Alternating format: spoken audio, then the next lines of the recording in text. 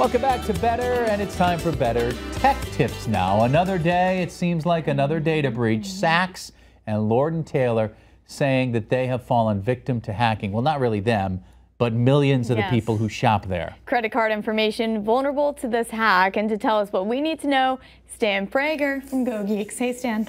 Hi, I hate to come with another Dr. Doom story. This one is not directly computer related, but it's certainly technology related.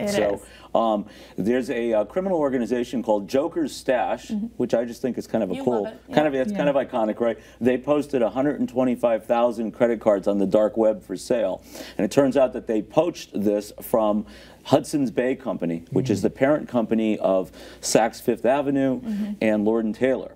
And apparently their security is so bad at this company that this has been going on for a year and they were unaware of it. They didn't even know. The company had no idea. It began in May of 2017 and went on up until I think February or March or something like that before they detected it. Apparently there's 5 million credit card consumer information that has fallen into the wrong hands. Wow. So I think the most important part of so what can you do? Right. So you can't do anything about this happening at a company. I mean, it just underscores that no matter how careful you are, you take my advice, you take other people's advice with how to avoid identity theft and how to protect your information. But every time you use a credit card somewhere, or every time you fill out a form that puts your personal information in there to apply for credit or what have you, you're relying on the organization or the restaurant or the store or whoever it is, right? Sure. So if their security is lousy, there's nothing that you can do about it.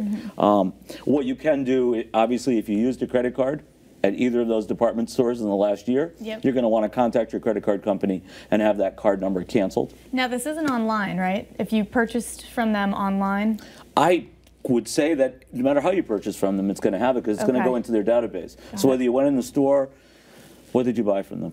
Tell me, Brittany. No, I didn't buy anything. I thought. Yeah, right. I wish I could buy from them. It seemed like one of those hypothetically. No, if you bought it online, are my you safe? cousin. No, exactly. Yeah, asking for my a friend. cousin orders all the time. Right, exactly. So, no, but I mean, essentially, I would imagine that anything that would go into an organization's database like that, whether you did it online, whether you did a phone order, or whether you actually swiped the card in the store, it's going to go into their database. And of course, we don't know what other information is attached to that may have gotten stolen. So they're not really saying at this point. We just know it's credit cards. So that's step one. Contact your credit card company, get the number changed, cancel that card number.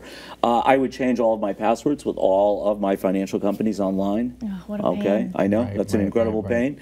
And I would be, just again, doubly careful. Look at your statements. I tell people this all the time. Examine your credit card statements, I mean, sometimes if the amount isn't much, you don't pay any attention, but that's how people test. You'll get a charge for $1.45. It's happened to me just last month. Really? Yeah, it was my debit card too. Yep. At least with a credit card, you have some protection. Right. But if it's your debit card and they wipe out your account, You gotta wait a while.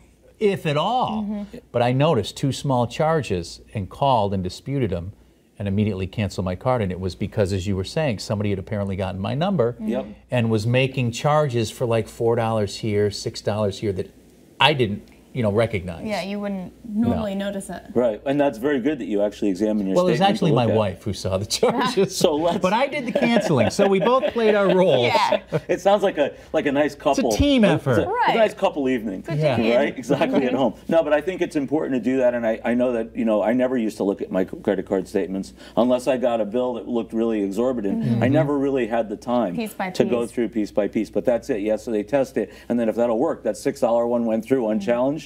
Well, next time. Now we can buy the new car or something, whatever. That's the problem. It's really a problem. All right, Stan. Thank you.